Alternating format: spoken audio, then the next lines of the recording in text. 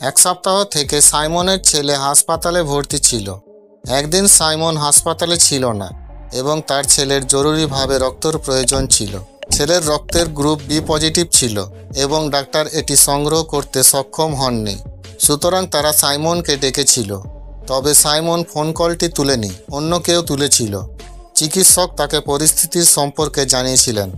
Simon যখন এই সম্পর্কে জানতে পারলেন তখন তিনি খুব খুশি হন। তিনি তার দাসেদের জিজ্ঞাসা করেছিলেন, আপনাদের মধ্যে কে আমার ছেলেকে রক্তদান করেছেন? তবে তাদের কেউই জবাব দেয়নি।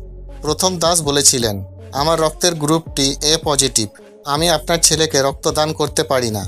দ্বিতীয় দাস বলেছিলেন, আমার রক্তের গ্রুপটি বি নেগেটিভ, আমি আপনার ছেলেকে রক্তদান করতে পারি না।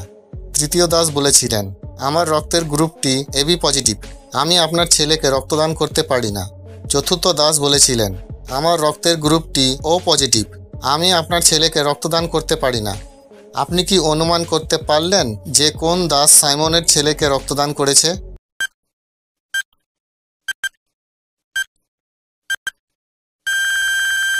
চতুর্থ চাকর রক্তদান করেছিলেন। তার রক্তের গ্রুপটি ও পজিটিভ এবং বি পজিটিভ ব্যক্তির জন্য ব্যবহার করা যেতে পারে।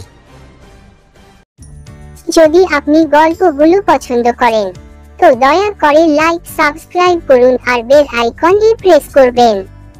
আর হ্যাঁ, কমেন্ট করতে ভুলবেন না।